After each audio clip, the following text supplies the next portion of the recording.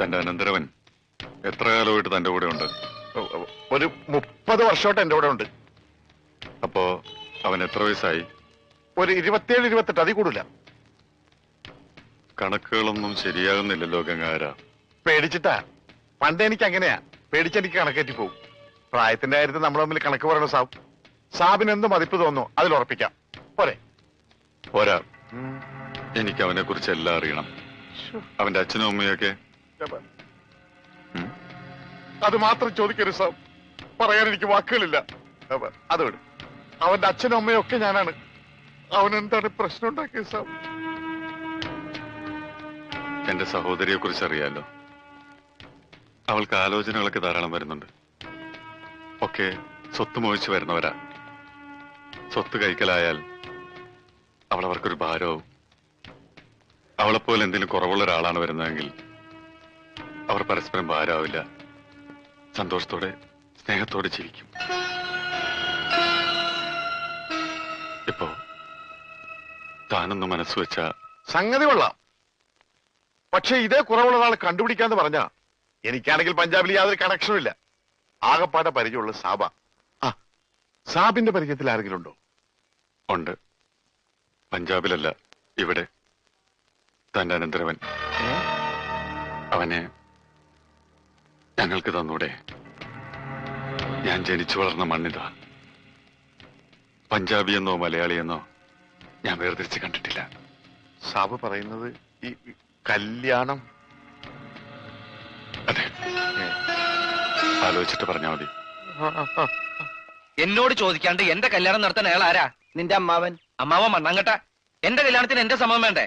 പക്ഷെ നിന്നോട് സമ്മതം ചോദിച്ചാൽ നീ കേൾക്കൂലല്ല. കേട്ടാ തന്നെ മിണ്ടേയില്ല. അതുകൊണ്ട് ഞങ്ങളൊക്കെ തന്നെ അങ്ങോട്ട് തീരുമാനിച്ചു. രമണ, നിങ്ങൾക്ക് ആർക്കും എന്റെ ഗൗരവം മനസ്സിലാവാഞ്ഞിട്ടാ. ഇനി എന്ത് മനസ്സിലാക്കാൻ? മിണ്ടാതിരുന്ന ഓട്ടോമാറ്റിക് ആയിട്ട് നിന്റെ കല്യാണം നടക്കും. മിണ്ടാ ഓട്ടോമാറ്റിക് ആയിട്ട് നിന്റെ മരണവും നടക്കും. ഇതിൽ ഏത് ഓട്ടോമാറ്റിക് വേണം നീ തീരുമാനിക്കും.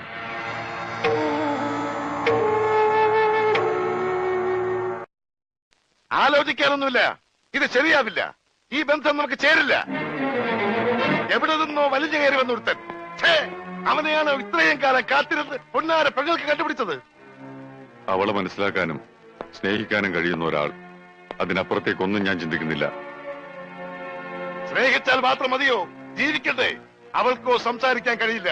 കെട്ടുന്നവനും സംസാരിക്കാൻ കഴിയില്ലെങ്കിൽ അവരെങ്ങനെ ജീവിക്കും? എന്റെ ഈ നാവില്ലേ, അതവർക്ക് വേണ്ടി സംസാരിക്കും. എന്റെ ഈ കാതുകളില്ലേ, അതവർക്ക് വേണ്ടി കേൾക്കും. നിനക്ക് എടാ, ഈ വീട്ടിൽ ആരെങ്കിലും ഇവരെ തെറ്റ് ചെയ്താൽ നീയാണ് അവരെ ശിക്ഷിക്കുന്നത്. ഒരക്ഷരം പോലും എതിര് പറയാതെ ഞാനും അത് അനുസരിച്ചിട്ടുണ്ട്.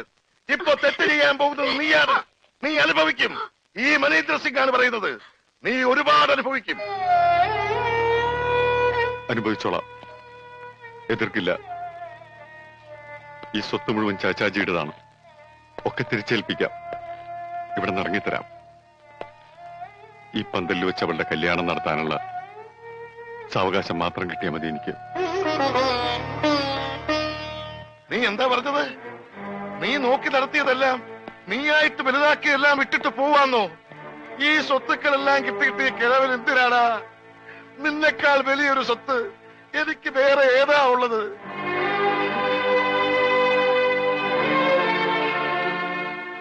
നമുക്ക് ചതുവ് പറ്റിക്കൂടാ. നമ്മുടെ മോക്ക് ചതുവ് പറ്റിക്കൂടാ. അതുകൊണ്ടാ ചാച്ചാജി പറഞ്ഞത്. ഇല്ല ചാച്ചി, അവൻ നമ്മളെ ചതിക്കില്ല, എനിക്കുറപ്പാ.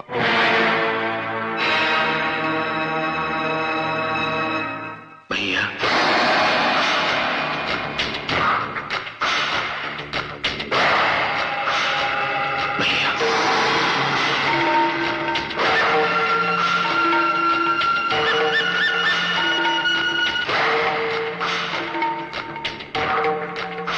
ഭയ്യാന്ന് വിളിക്കാൻ യോഗ്യത എനിക്കില്ല.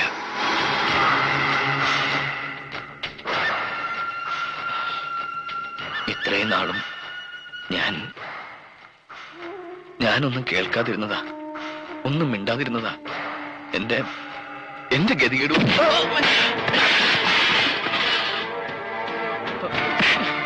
ചാച്ചാജി, ഞാൻ എന്റെ നിവൃത്തികേടുകൊണ്ട് ഞാൻ. അതേടാ, നിവൃത്തികേട് കൊണ്ട് ആരും ചെയ്യുന്ന പണിയാണിത്. ആൾമാറാട്ടം, മോഷണം, അങ്ങനെ പലതും. പക്ഷേ നിനക്ക് സ്ഥലം തെറ്റിപ്പോയി. ഞങ്ങളോട് കളിച്ചാലുള്ള ഫലത്തെ തരിക നിനക്ക്. ചാച്ചി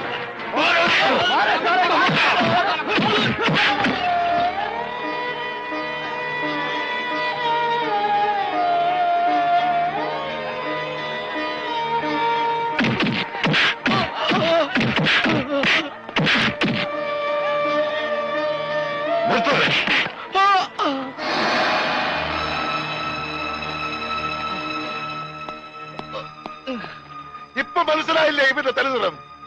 ഇനിയും നിന്റെ പെങ്ങൾക്ക് ഇവ തന്നെ മതിയെങ്കിൽ കെട്ടിച്ചു കൊടുക്ക്, കെട്ടിച്ചു കൊടുക്ക.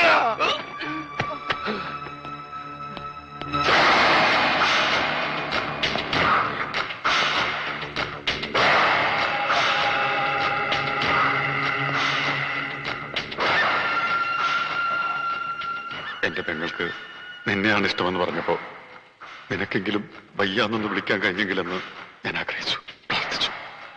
ഇപ്പൊ ഞാൻ ആ വിളി കേട്ടത് ഒരു കൊള്ളന്റെ നാവിന്നാണ്. പറയൂ, എന്തിനു വേണ്ടിയായിരുന്നു ഇതൊക്കെ? ഭയ്യ എന്നോട് ക്ഷമിക്കണം. ക്ഷമിക്കാം, എന്നോട് ചെയ്തൊക്കെയാ ക്ഷമിക്കാം.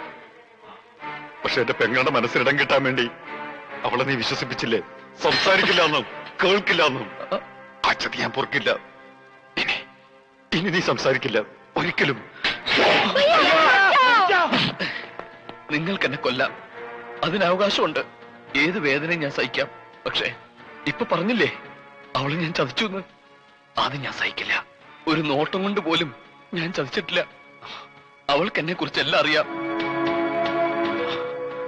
അവൾക്കറിയാവുന്ന പോലെ എന്നെ ലോകത്ത് മറ്റാർക്കും അറിയില്ല. നീ പറഞ്ഞത് സത്യമാണെങ്കിൽ അവളും കൂടി ചേർന്നാണ് എന്നെ വെട്ടിയാക്കിയതെങ്കിൽ ഇനി എനിക്ക് അങ്ങനെ ഒരു പെങ്ങളില്ല. ഭയ്യ, അവളെ ഉപദ്രവിക്കരുത്. അവൾ ഒരു തെറ്റും ചെയ്തിട്ടില്ല. ഭയ്യ അറിയണം, സംഭവിച്ചെല്ലാം ഭയ്യ അറിയണം.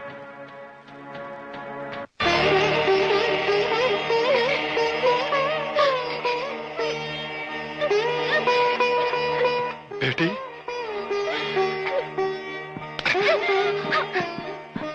എന്താ ഇത്? നോക്ക്, നീ ഒരു തെറ്റും ചെയ്തിട്ടില്ല. നീ ഒരാളെ സഹായിച്ചു. ഈ വീടിന് മുന്നിൽ വന്ന് കരഞ്ഞിട്ടുള്ളവരെല്ലാം നമ്മൾ സഹായിച്ചിട്ടുണ്ട്. അതേ നീയും ചെയ്തുള്ളൂ. നിന്റെ ഇഷ്ടം ഏതാണോ അതേ നടക്കൂ. നിന്റെ സന്തോഷത്തൊക്കെ വലുതായിട്ട് ഈ പയ്യക്ക് വേറെ എന്താ ഉള്ളത്?